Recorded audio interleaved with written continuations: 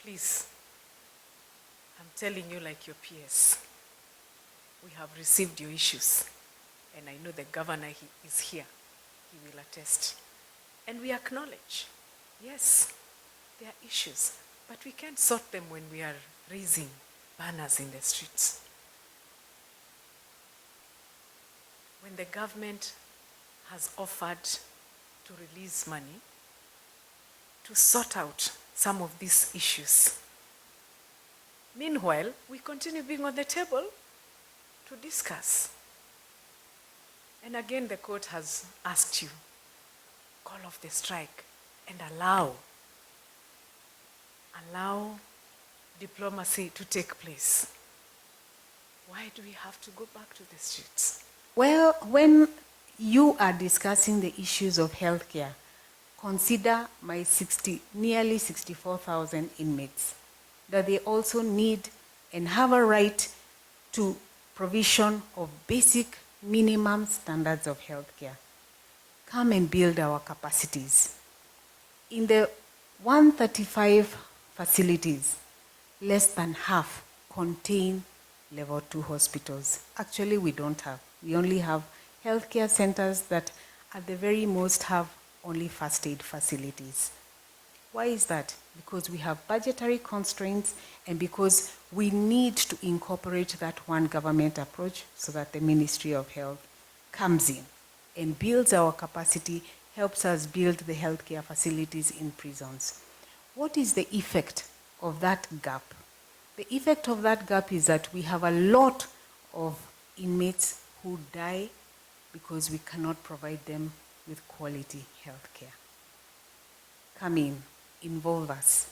We don't have bureaucracy because in my department we have no SAGAs, we have no parastatals, so it's very easy to interact with us. Under me is the Commissioner General who heads the Kenya Prison Service and the Secretary Probation who heads the probation and aftercare.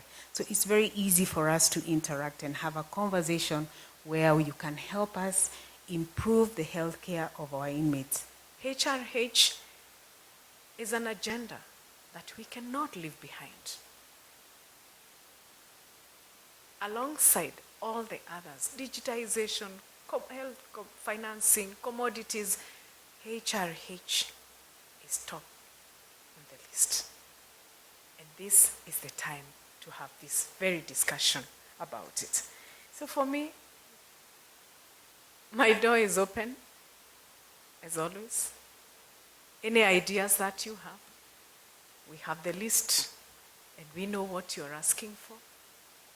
We know what is doable, and you know equally what is doable. So if we have extended goodwill, and we have actually started actioning on some of the demands that have been placed, why do you have to leave the patients to die? So let us put our heads together. Let us reason together. And let us make this country a better place. We started mapping out our families, our individuals and communities, linking them to the facilities and finding out what are the issues. It's an ongoing project and is very, very sustainable as long as community health services level 1 is functional, is sustainable and replicable. More lives are lost due to poor quality of care compared to limited access to health services. So, failing to go to a health facility and someone receiving care that is of poor quality, we have more mortalities when it comes to receiving poor quality of care. Tonight, as we recognize the outstanding contributions and innovations that have made a tangible difference in the lives of countless Kenyans, let us reaffirm our commitment to the fundamental principles that everyone deserves access to high quality, respectful, and compassionate care. I tend to think, although I do not want to go along that route, there is more than that meets the eye in that strike. Especially now that you see this succession move from the doctors to the clinic officers to the clinicians, to the lab technicians. And next could be the support staff, and probably the nurses are doing it on different style. So we need to dig deeper. I know what is eating. We know what is eating what, because I don't believe it has anything to do with those things that are being talked about. There's something else beyond. I don't want to say it's politics, because that would be very bad politics. The CBA was signed in 2017, and those fellas were very clever. It was signed in 2017, just before elections. I will not stand here on behalf of Council of Governors and say it was signed under duress, so I didn't say it. And some of those terms that have been put there are the ones I'm talking about. A CBA that talks about interns being recognized by the union, yet they're not employees of the either OMEOCH or Council or the county governments, then there's a problem there with our CBA. However, I am reporting with a lot of confidence that most of the counties are at 95% in terms of payment of arrears of some of those issues raised in the CBA. In fact, last time we took an audit, some of the counties had actually overpaid. And therefore, we need an interrogation of that CBA. We need to go through it with a tooth comb to ensure that we are talking about CBA that may be warranting a strike, because different counties are different levels. That is why I would really appreciate if the strikes were divided in terms of counties in this country.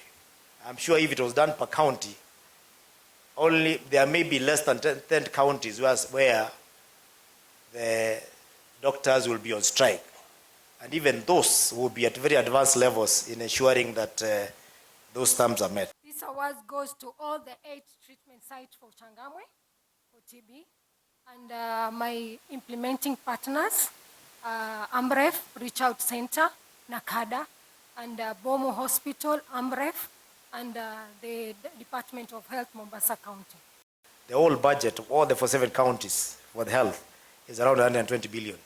You will still find the Ministry of Health and MOH retaining a whole whooping 185 billion just to do the coordination work that they do. Of course, you can't challenge it, because when you talk about the revenue sharing, the formula that is formulated, if the CRA, they sit in the same boardrooms with them. If it is the Minister of Treasury, they're in the same boardroom with the Minister of Health. As the Council of Governors, we are out there as those governors. Yeah? And those things will happen.